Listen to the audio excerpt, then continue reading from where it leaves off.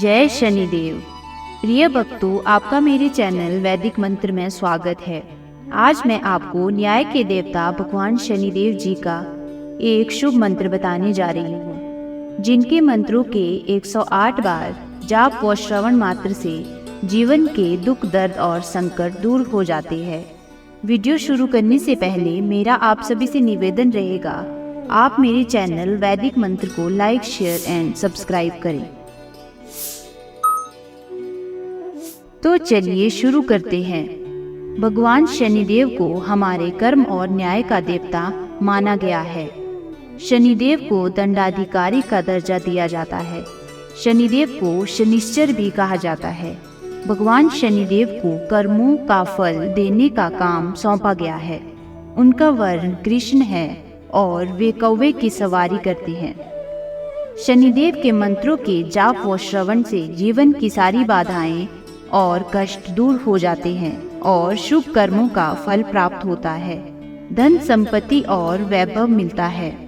शनि की 7.5 ढैया और महादशा के अशुभ प्रभाव खत्म हो जाते हैं।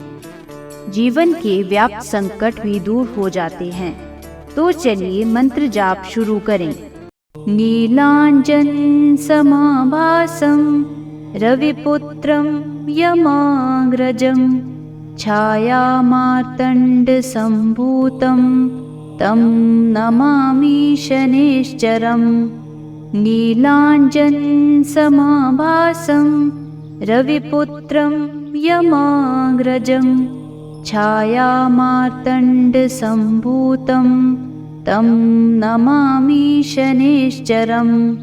नीलांजन समाभासं रविपुत्रं यमाग्रजं छायामार्तण्ड सम्भूतं तं नमामि शनिश्चरम्। नीलांजन समाभासं रविपुत्रं यमाग्रजं छायामार्तण्ड सम्भूतं तं नमामि शनिश्चरम्। नीलांजन समाभासं रविपुत्रं यमाग्रजं छायामार्तण्ड सम्भूतं तं नमामि शनिश्चरम्। नीलांजन समाभासं रविपुत्रं यमाग्रजं छायामार्तण्ड सम्भूतं तं नमामि शनिश्चरम्। नीलांजन समाभासं रविपुत्रं यमाग्रजं छायामार्तण्ड सम्भूतं तं नमामि शनिश्चरम्। नीलांजन समाभासं रविपुत्रं यमाग्रजं छायामार्तण्ड सम्भूतं तं नमामि शनिश्चरम्। नीलांजन समाभासं रविपुत्रं यमाग्रजं छायामार्तण्ड सम्भूतं तं नमामि शनिश्चरम्। नीलांजन समाभासं रविपुत्रं यमाग्रजं छायामार्तण्ड सम्भूतं तं नमामि शनिश्चरम्। नीलांजन समाभासं रविपुत्रं यमाग्रजं छायामार्तण्ड सम्भूतं तं नमामि शनिश्चरम्। नीलांजन समाभासं रविपुत्रं यमाग्रजं छायामार्तण्ड सम्भूतं तं नमामि शनिश्चरम्। नीलांजन समाभासं रविपुत्रं यमाग्रजं छायामार्तण्ड सम्भूतं तं नमामि शनिश्चरम्। नीलांजन समाभासं रविपुत्रं यमाग्रजं छायामार्तण्ड सम्भूतं तं नमामि शनैश्चरम्। नीलाञ्जनसमाभासं रविपुत्रं यमाग्रजं छायामार्तण्डसम्भूतं तं नमामि शनैश्चरम्। नीलाञ्जनसमाभासं रविपुत्रं यमाग्रजं छायामार्तण्डसम्भूतं तं नमामि शनैश्चरम्। नीलाञ्जनसमाभासं रविपुत्रं यमाग्रजं छायामार्तण्डसम्भूतं तं नमामि शनैश्चरम्। नीलाञ्जनसमाभासं रविपुत्रं यमाग्रजं छायामार्तण्डसम्भूतं तं नमामि शनैश्चरम्। नीलाञ्जनसमाभासं रविपुत्रं यमाग्रजं छायामार्तण्डसम्भूतं तं नमामि शनैश्चरम्। नीलाञ्जनसमाभासं रविपुत्रं यमाग्रजं छायामार्तण्डसम्भूतं तं नमामि शनैश्चरम्। नीलाञ्जनसमाभासं रविपुत्रं यमाग्रजं छायामार्तण्डसम्भूतं तं नमामि शनैश्चरम्। नीलाञ्जनसमाभासं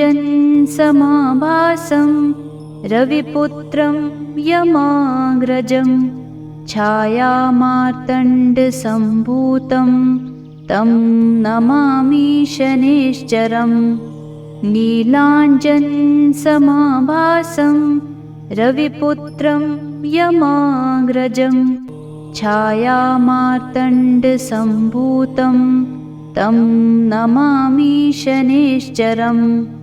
नीलाञ्जनसमाभासं रविपुत्रं यमाग्रजं छायामार्तण्डसम्भूतं तं नमामि शनैश्चरम्।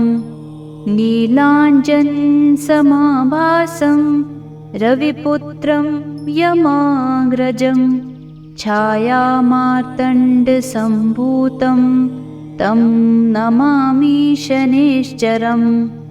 नीलाञ्जनसमाभासं रविपुत्रं यमाग्रजं छायामार्तण्डसम्भूतं तं नमामि शनैश्चरम्। नीलाञ्जनसमाभासं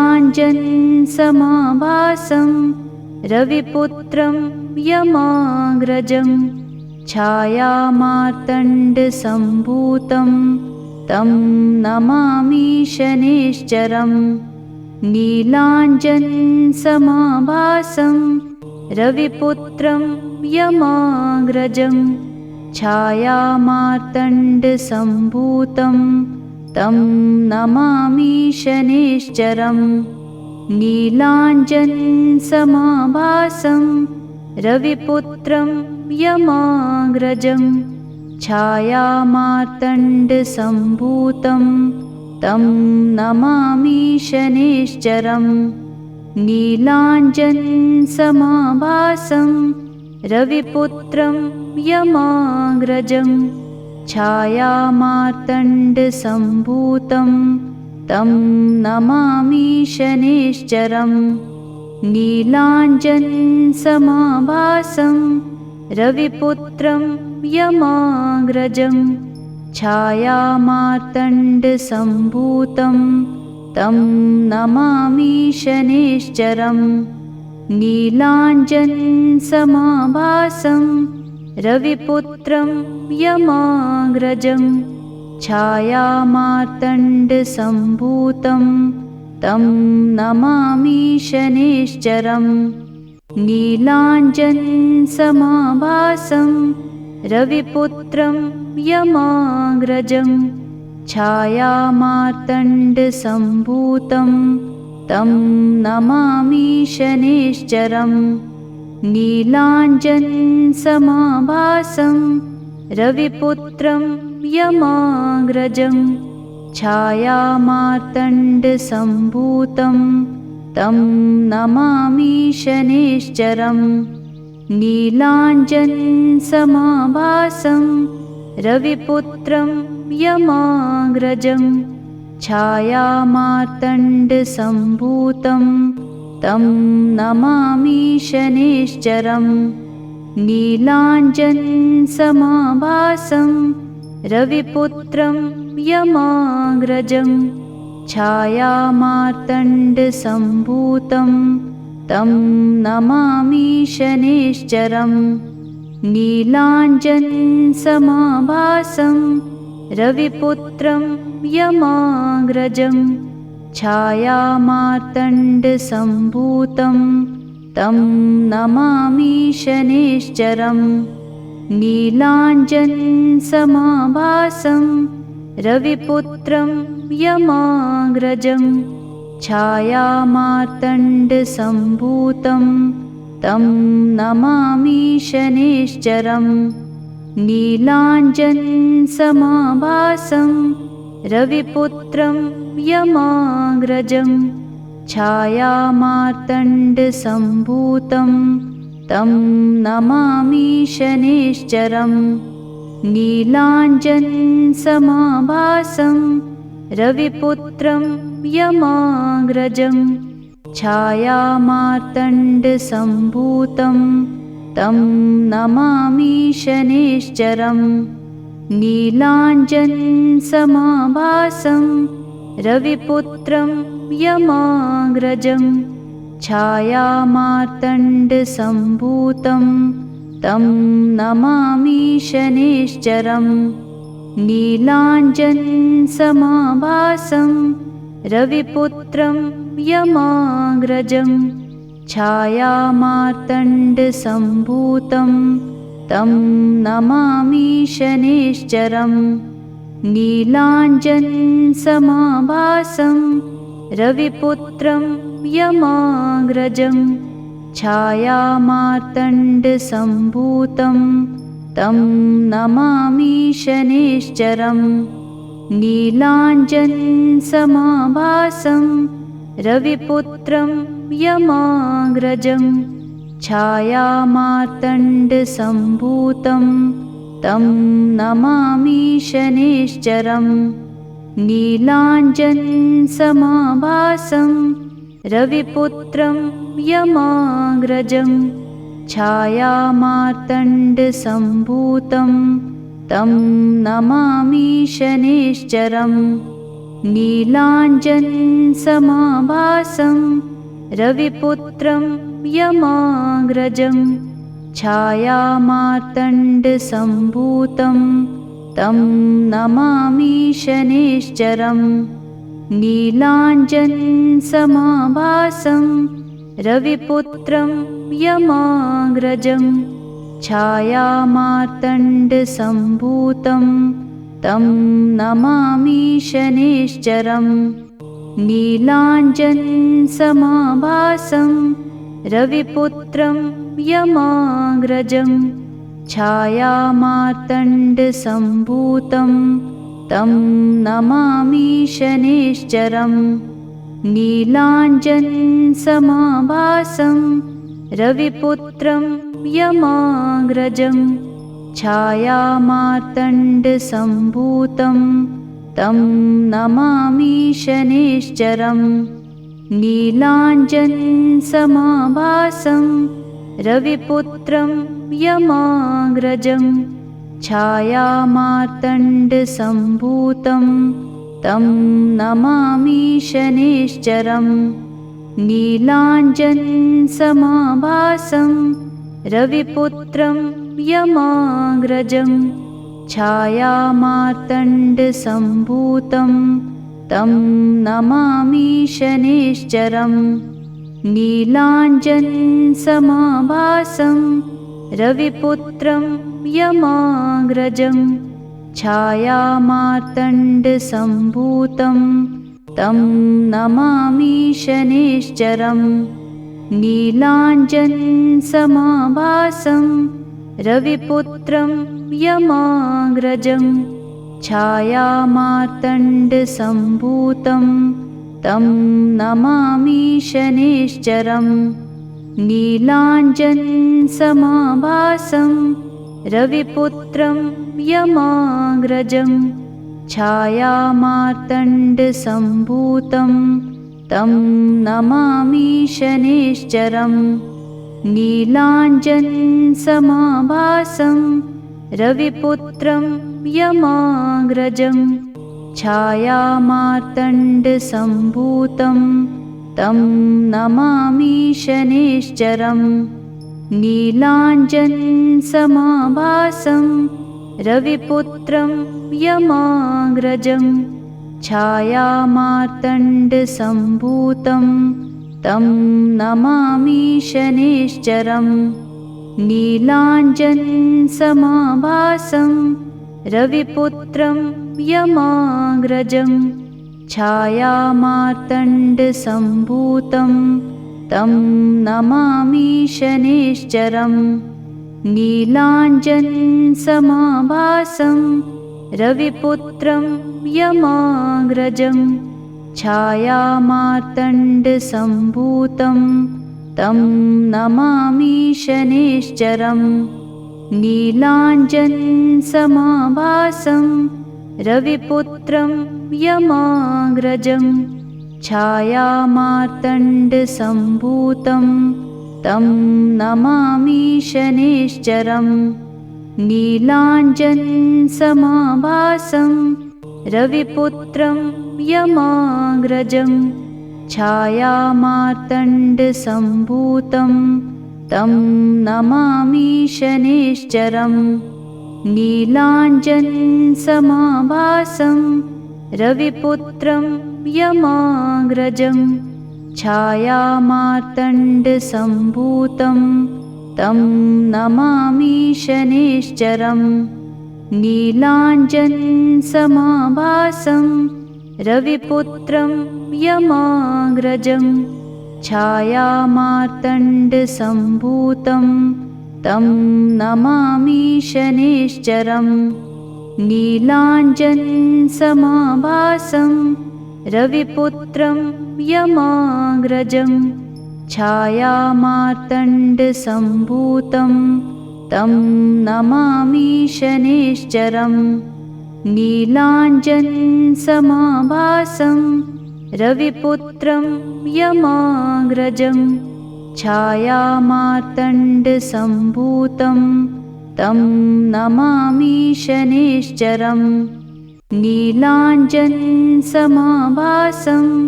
रविपुत्रं यमाग्रजं। छायामार्तण्डसम्भूतं तं नमामि शनैश्चरं। नीलाञ्जनसमाभासं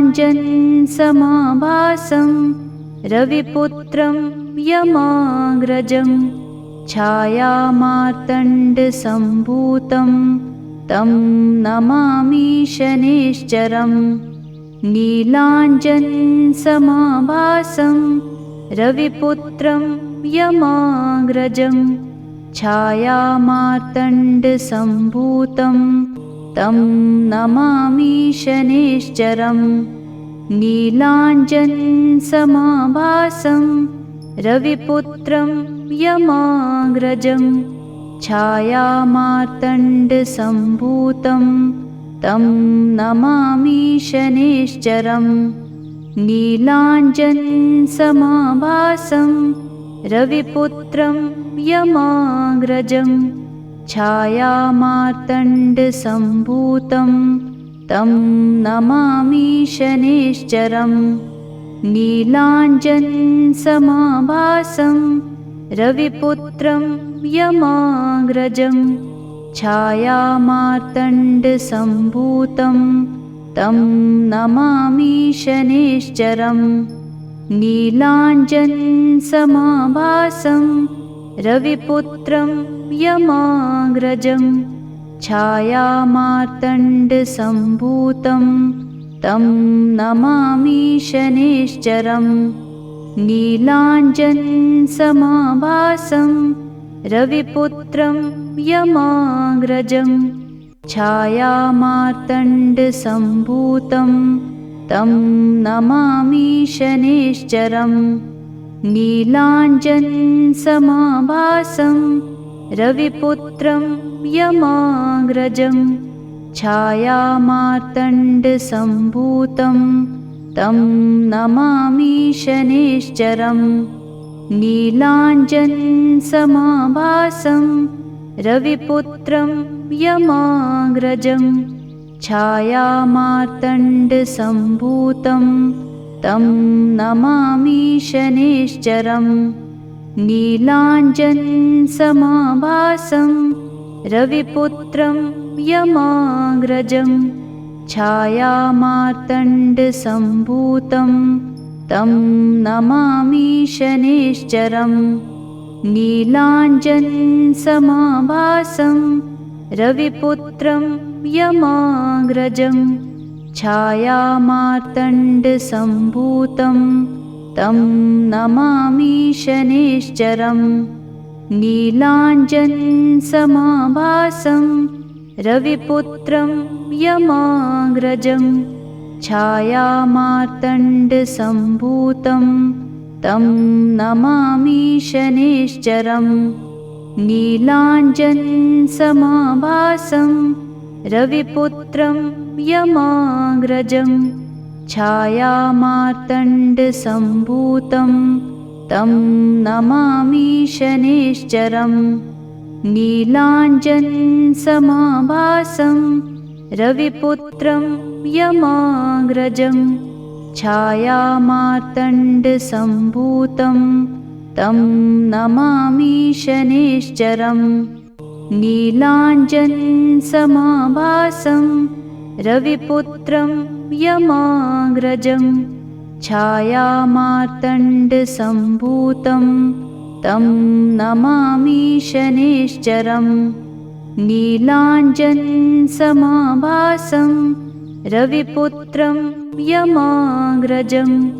छायामार्तण्डसम्भूतं तं नमामि शनैश्चरं।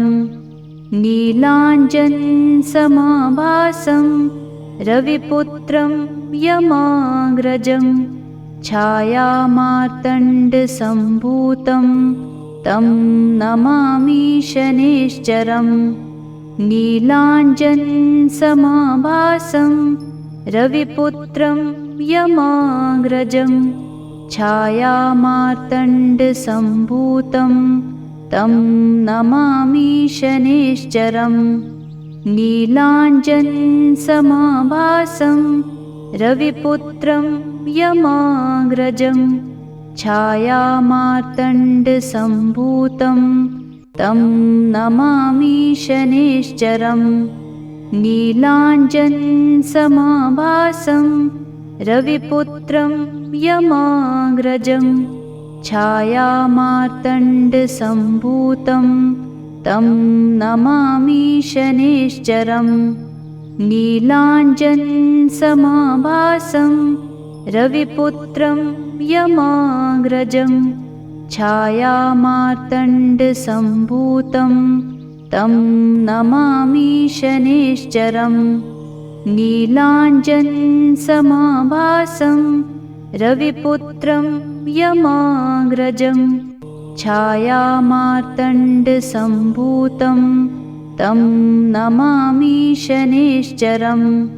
नीलाञ्जनसमाभासं रविपुत्रं यमाग्रजं। छायामार्तण्डसम्भूतं तं नमामि शनैश्चरं। नीलाञ्जनसमाभासं रविपुत्रं यमाग्रजं। छायामार्तण्डसम्भूतं तं नमामि शनैश्चरं। नीलाञ्जनसमाभासं रविपुत्रं यमाग्रजं। छायामार्तण्डसम्भूतं तं नमामि शनैश्चरम्। नीलाञ्जनसमाभासं रविपुत्रं यमाग्रजं छायामार्तण्डसम्भूतं तं नमामि शनैश्चरम्। नीलाञ्जनसमाभासं रविपुत्रं यमाग्रजं छायामार्तण्डसम्भूतं तं नमामि शनैश्चरम्। नीलाञ्जनसमाभासं रविपुत्रं यमाग्रजं छायामार्तण्डसम्भूतं तं नमामि शनैश्चरम्। नीलाञ्जनसमाभासं रविपुत्रं यमाग्रजं छायामार्तण्डसम्भूतं तं नमामि शनैश्चरम्। नीलाञ्जनसमाभासं रविपुत्रं यमाग्रजं छायामार्तण्डसम्भूतं तं नमामि शनैश्चरम्। नीलाञ्जनसमाभासं रविपुत्रं यमाग्रजं छायामार्तण्डसम्भूतं तं नमामि शनैश्चरम्। नीलाञ्जनसमाभासं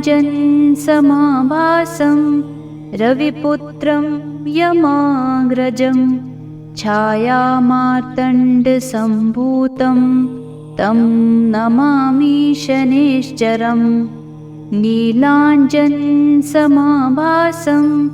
रविपुत्रं यमाग्रजं छायामार्तण्डसम्भूतं तं नमामि शनैश्चरम्। नीलाञ्जनसमाभासं रविपुत्रं यमाग्रजं छायामार्तण्डसम्भूतं तं नमामि शनैश्चरम्। नीलाञ्जनसमाभासं रविपुत्रं यमाग्रजं छायामार्तण्डसम्भूतं तं नमामि शनैश्चरम्। नीलाञ्जनसमाभासं रविपुत्रं यमाग्रजं छायामार्तण्डसम्भूतं तं नमामि शनैश्चरम्। नीलाञ्जनसमाभासं रविपुत्रं यमाग्रजं छायामार्तण्डसम्भूतं तं नमामि शनैश्चरम्। नीलाञ्जनसमाभासं रविपुत्रं यमाग्रजं छायामार्तण्डसम्भूतं तं नमामि शनैश्चरम्। नीलाञ्जनसमाभासं रविपुत्रं यमाग्रजं छायामार्तण्डसम्भूतं तं नमामि शनैश्चरम्। नीलाञ्जनसमाभासं रविपुत्रं यमाग्रजं छायामार्तण्डसम्भूतं तं नमामि शनैश्चरम्। नीलाञ्जनसमाभासं रविपुत्रं यमाग्रजं छायामार्तण्डसम्भूतं तं नमामि शनैश्चरम्। नीलाञ्जनसमाभासं रविपुत्रं यमाग्रजं छायामार्तण्डसम्भूतं तं नमामि शनैश्चरम्।